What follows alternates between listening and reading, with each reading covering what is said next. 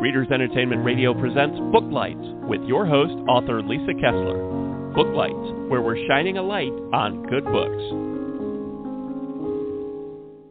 Hello, everyone. It's July. Can you believe it? We're halfway through 2021. How did this happen? And again, because of plague times, it's like time is also, it's the fastest and the slowest all at the same time. I don't know how that's possible, but true. Anyway, welcome to July. And I'm so glad that you're here with us today because today we have a cozy mystery author with us. And anyone who's been listening for a while knows that during the plague, I moved to Florida, and our author today is from Florida. So I'm very excited. We were chatting ahead of time. You guys are in for a treat. If you have not read Stephanie LaVigne's books yet, we are going to introduce you to her. I'll read her bio, and she's got a brand new one out, so I can't wait to talk about it. Anyway, Stephanie LaVigne has done a bit of everything. After spending years in the New York City film industry and as a professional photographer specializing in underwater portraits, I'm totally going to ask her about that, guys. She eventually settled into her favorite phase of life yet as an urban adventurer and full-time fiction writer. From hopping trains across the U.S. to crewing a sailboat on a transatlantic crossing, from mushing dogs on Canadian dog sleds, and to unwittingly hiking Mount Washington, which as a native Floridian is a big deal. I can attest there are not mountains here in Florida. She has been lucky enough to have incredible adventures with all kinds of real-life characters. She currently lives in her favorite South Florida neighborhood surrounded by palm trees, peacocks, and a few wild kids, one wild husband, and a handful of incredible family and neighbors. I did put a link to her website right there on the Blog Talk site, so you can click that anytime and sign up for her newsletter. And she also has romances that she writes under a pen name. They're all there on her website as well. So without any further delay, Stephanie, are you there? I am. Hey, Lisa, how are you? I'm good. How about you? Wonderful. I'm so glad to be here. Thank you so much for having me. Oh, I'm glad you're here.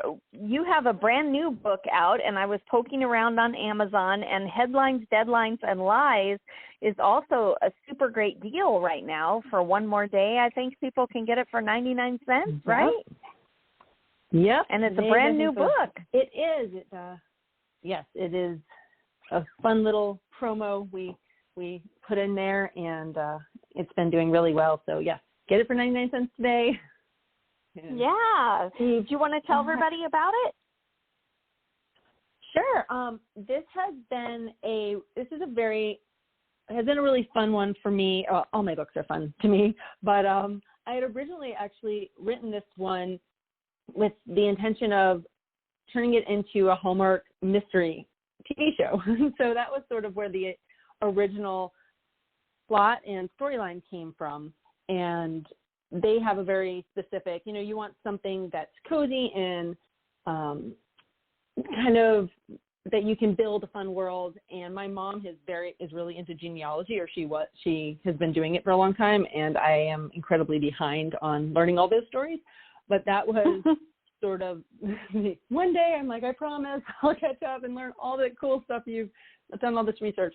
But that ended up being the launching point when I was trying to come up with a new book, and having someone similar to me who ends up having to delve into genealogy, thinking, oh, it can't be that hard. You just take a DNA test, and then it'll be like, oh, here's all about you. Here's everything you need to know, which of course turns out to be not that straightforward, because she's trying to write a story about her friend's long lost father, her best friend. And it's just a really fun, I almost say it's like a story about friends and family and these relationships and just these kind of adventures along the way. And then she works at a newspaper in the Panhandle, so a really fun tourist kind of quaint town, just sort of like I live in. And so it makes for a really fun escape. And so will this be a series then? Is our heroine going to continue in her journalism career as the books go on, or? It was supposed to, it was originally set up to be a series. For right now, I have two or three other series that I'm working on that have sort of co-opted my attention. And for right now, I felt really good about where it ended for me at the time, although one of my readers was emailing me the other day and she's like, you have to write more. I want more in this series. And I said, okay, I'll start writing notes and I'll start thinking about it for as soon as I get caught up with the other ones. Because I have, like I said, two or three others, 2 and 3. One's in my romance and 2 are in my mystery line. That's why I say it that way. That I'm really excited about and working on and sort of knee deep in. And so once those are over, I may come back to this one. But what I did is I have this larger world called the Sunshine State, which series is sort of a larger world series. And then I have it subdivided into like little mini series within it. And the Cozy and Crime are standalones as of now that I could later go on and spin out from. So I could make this, but this will be part of a 3 or 4 book sort of mini series of standalone amateur sleuth books, all set in Florida. Oh, that fun. So do they each have different sleuths or is it the same? Yeah. So in this sort of, again, mini series within the larger world, it's each a different sleuth in a different, different part of Florida. Yeah. And then the other series that I'm working on will be more with the same characters in more of a traditional series format, but sometimes there are characters or locations within the larger world that revisit visit the other books. And so they may all go to the same bakery or a detective may show up in some of the books or, things like that. Very cool. And so it makes sense on paper and in my head. Well, the other thing I was looking at too is that this cozy doesn't seem to have like a dead body in it. So this is a different kind of sleuthing, right? There's no dead body that they have to figure out who done it. So that was actually my sort of one of my biggest parameters. With so much going on in the world being so crazy, I was like, can I write a mystery that doesn't have to start with a murder, that doesn't have to start with some cataclysmic event that feels so heavy? And of course, now It's been a little while since I actually wrote the book, but I'm like, I just want a break. I don't want someone to have to think about murder right now. The world's insane. Like, right. So it's been funny after the fact trying to be like, no, I swear it's still fun and exciting and a mystery, but sometimes we just need a break from that. Which that's fun too, but murder's not fun. But reading about it, right? So yes, completely, you nailed it. And so, and interestingly, I found that like the mysteries, the sort of everyday life mysteries, which in this book is like basically our family secrets or family histories, I should say, that we sort of soften a narrative that makes more sense. But if you kind of get into genealogy, there's always these missing links. And it's like, wait a second, whose mother was this? Right. Or like, what happened to this person? And so it actually can be pretty intriguing and scandalous in its own way. Right. I was talking to, I've had so many authors on during this bizarre plague times, and we've all talked about that, reading about dystopia is so much more fun than living through it. That's been not fun. Yeah, there's a reason we like to mentally escape, and it's like, but I don't need that happening in real life. Probably the same thing with romances, right? You're like, I don't actually want like a motorcycle jerk to come and be mean to me for however long. Right. It's fun to read about, though. Yeah, fun to read. Don't want to live through that. Now we know. Are all of your right now we know. So are all of your books set in Florida, or are some of your series in other places? Yeah, so all of my romances, or I should say none of my romance have been set in Florida, even though this has like this is my current book, Headlines, Deadlines, and Lies, is a crossover for both of my audiences. So it has a little sweet romance, and it also has obviously mystery. But all of those my romances are in small towns all over. I have one in Colorado. I have one in the Pacific Northwest and in North Carolina. And for my mysteries, my other series is set in Tennessee, but really claims my Floridianness. You know, I'm from here. I moved away for a long time, and I said it was the worst when I was young, and I've been back for a very long time now. But now I love it. I love it for all its weirdness. I love the temperature and the trees, and you just have to sort of own who you are and where you're from sometimes. And so I've become really, really focused on Florida. Like, I want to write stories in Florida because it's so weird here in such an interesting way. And so, yeah, all of my books going forward, or at this time within this, I have a lot of books planned for the Sunshine State series, and then this other serialized series I'm doing. It's all in Florida. It's very Florida heavy. Nice. Yeah. I have yet to write anything set in Florida, but I'm settling in, and it's like I moved into a zoo. One of my friends who lives in Tampa was telling me, she said, Lisa, this is your own personal Jumanji. I was like, oh my gosh, that is the exact right description. I mean, That's every hilarious. day I'm finding weird, bizarre animals outside. I didn't know armadillos live in Florida, but there's a family of them in the backyard. And funny. some weird birds that swim like the Loch Ness Monster through the lake. I'm like, what? Oh, yeah, the anhingas or the cormorants. Yes. Oh, my gosh. Yeah. Florida is very own strange weird. Yeah. Now we have iguanas, which aren't native, and I often think that with the birds and the reptiles and just everything, I would think, if I was visiting, say we were in Hawaii, I'd be like, oh my gosh, look, it's an iguana on top of the car. That's so awesome. You'd be so excited. Right. So, but when you live with it, you're like, there's an iguana on the car. So I really try and enjoy it, because I'm just like, you know what? If I wasn't from here, I would not take this for granted, and I would really appreciate how bizarre or unexpected it is, right. or just the birds and, all the things. You're like, wow, did you know they had that? Yeah. No, Novel, every day it's like I'm discovering a new strange animal that lives in Florida. I'm like, what is that? Oh yeah, and I have a friend who lives between you and I in Jupiter, and I think she told me one day, she's like, there was a bobcat, or it was I think it was a wild bobcat, but it was a large cat. And she was like, it was in my backyard, which I did not expect. Like, yeah. Yeah, who knew? Both intrigued and terrified slightly. Yeah, just a little bit. So I promised everyone at the beginning, but when I was reading through your bio and there's underwater portraits, I want to know how you how do you come to be taking underwater portraits? Are you doing underwater weddings? What is that? Oh gosh, my one friend. Oh yeah. My one friend says, he goes, only you would come up with this idea and then make a career out of it.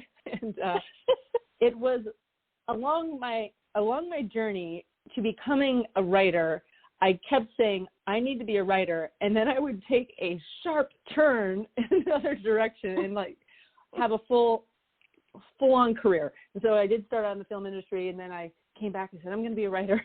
And during that big soul-searching session where I said, I know for a fact I'm ready to be a writer, I sat down and wrote a novel. And somewhere, I remember that month, it was, January, New Year, after I wrote this novel, then I suddenly decided to become an underwater portrait photographer instead, which is essentially, at the time, there are more people doing it now, but at the time there was one company in the UK, like one photographer, and her husband was running their underwater studio. And I thought, that's a brilliant idea. I'm going to start living in Florida again now, and I will do this. This makes sense. This seems easier than being a writer, even though I knew I wanted to be a writer.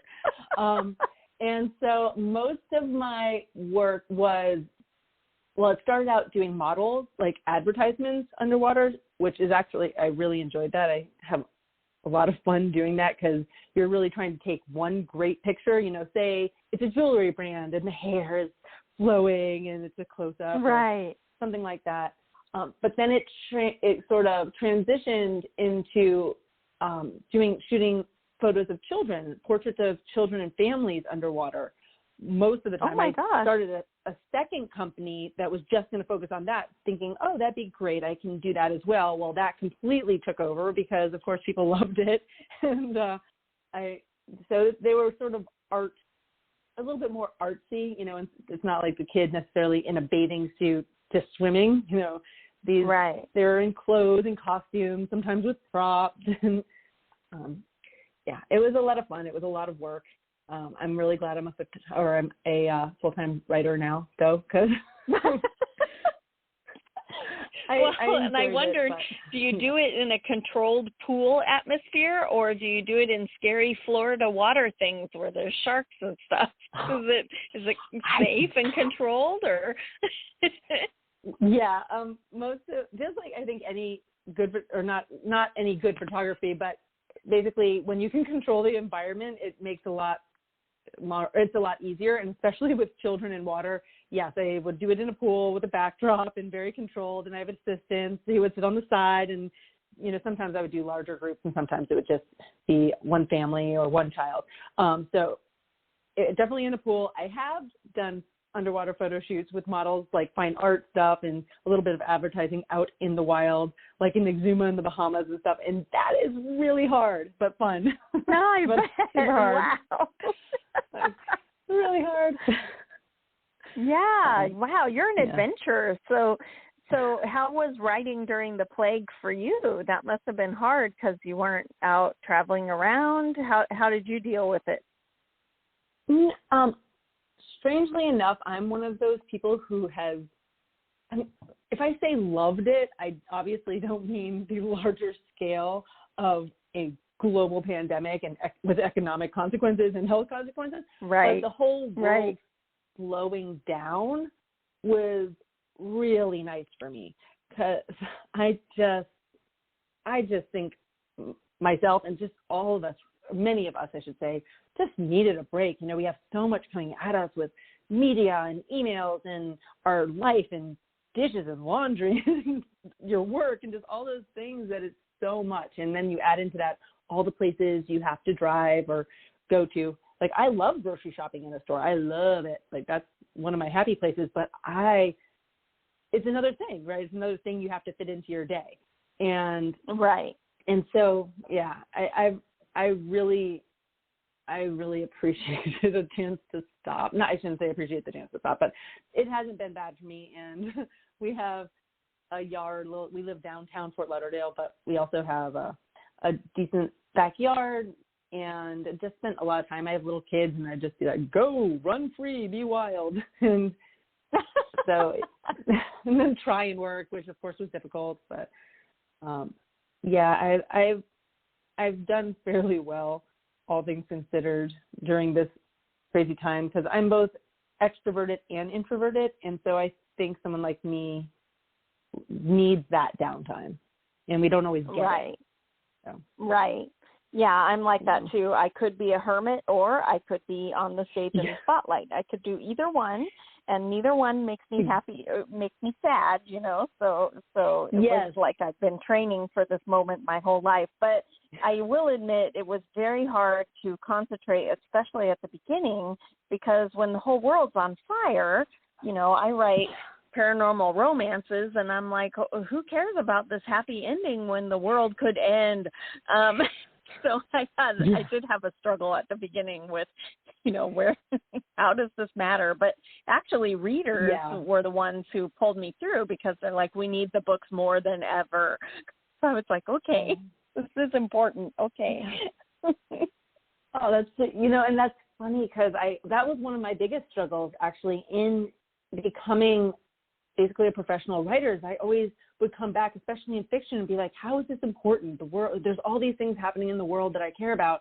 How is it important to be a fiction writer? You know, and that's probably also the inner critic, like self-sabotaging. Right. Like, don't write this book, or you know, don't take this leap of faith or whatever. But it's true, especially in these times. You realize, gosh, I need an escape. I need a little bit of joy. Right. I need some comfort food. I like to make cookies, and I make chocolate chip cookies, and I try and make healthy ones. That's like my thing. And my husband would be like, are you baking again? I'm like, I need this. Like, walk out of the room. Like, I just need this simple joy. This makes me happy. I will do the dishes after. So, yes. So fiction is important.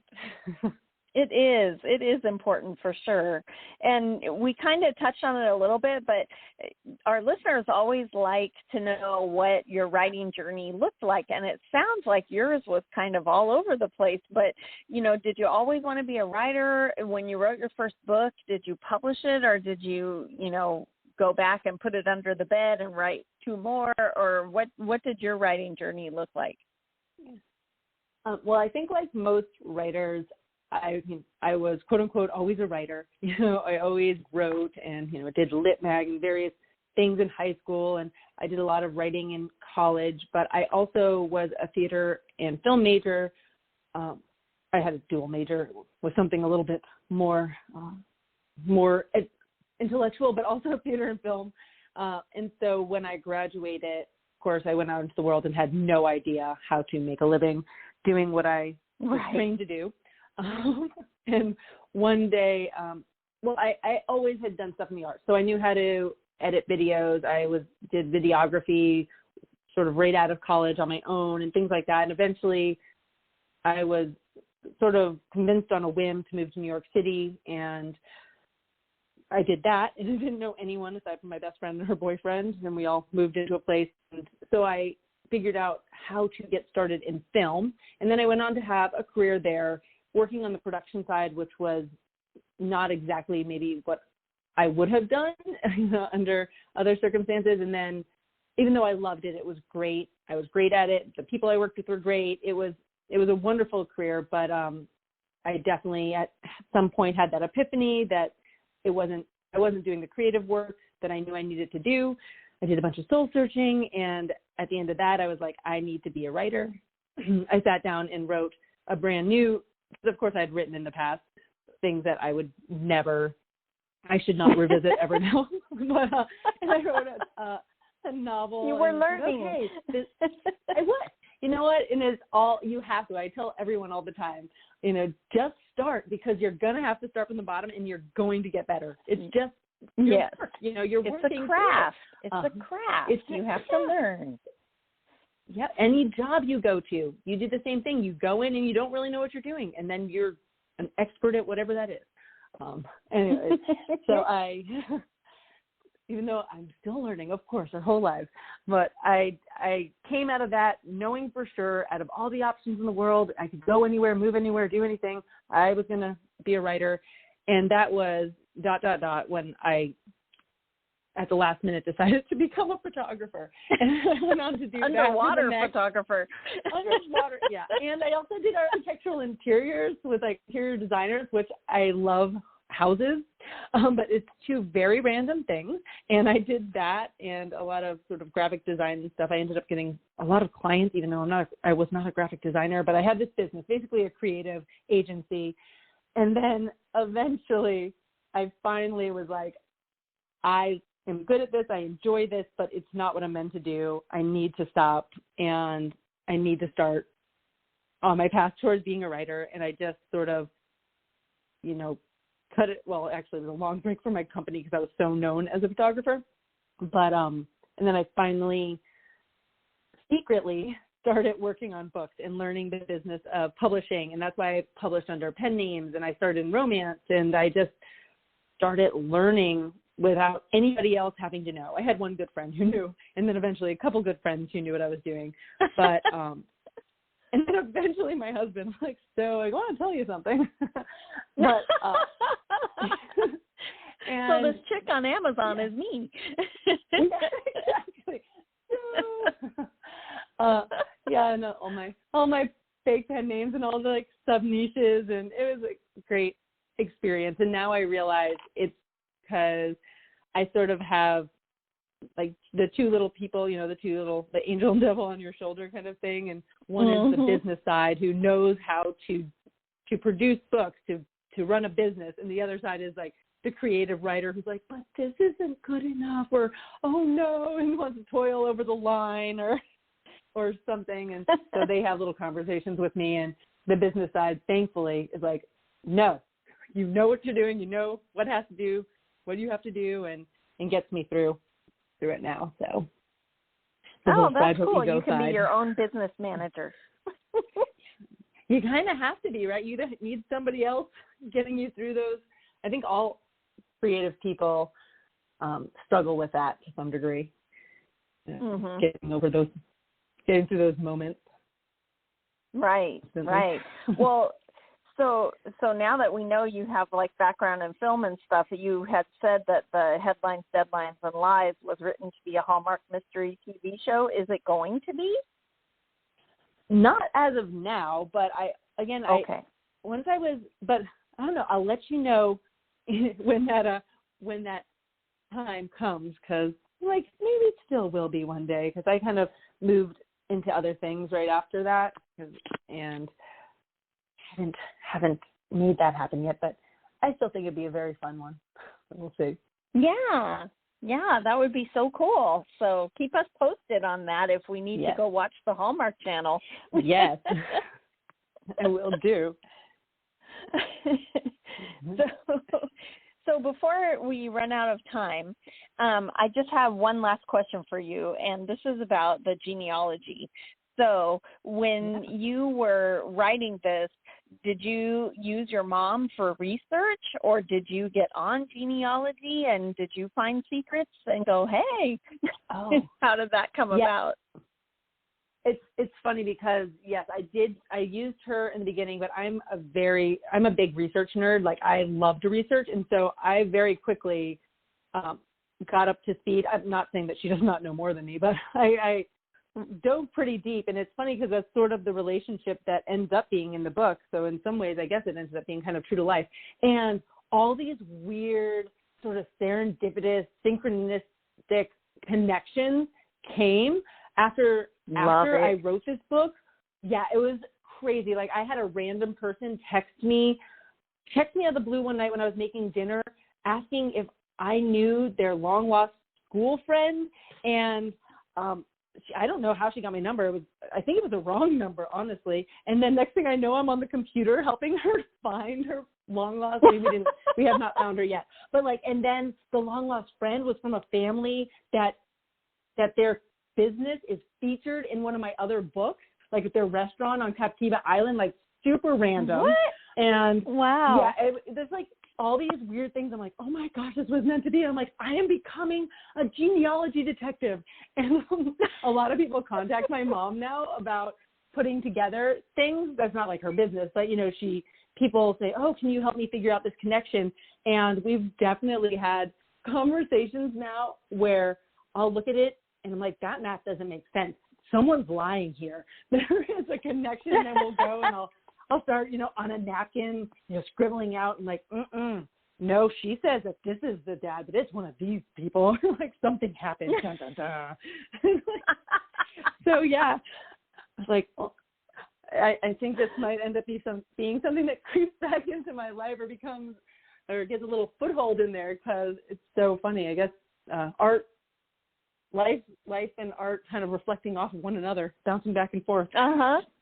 Yeah, I love that. And I love when little synchronicities like that come up. That's my favorite part of writing. I keep a little writing magic journal, and when little magical things happen while I write, I jot them down so that when I'm in a boring middle part of a book, I can go, remember this magical thing, and try and respark. That's a great idea. Yeah, because it's just really cool when stuff like that happens. You feel like you were meant to write that book, Yeah, that's true. I had moments with this one where I was like, oh, it was a little bit of a departure from the things I had written and what I was planning to write and other things that were in the works. And then when that stuff happened and has continued to happen, I'm like, well, maybe, like you said, maybe I'm supposed to do this, or maybe I'm just drawing that energy now. People are like, oh, I have a genealogical family tree mystery that needs to be solved. Where's Stephanie? Right. It's your side business, your side hustle. Yeah.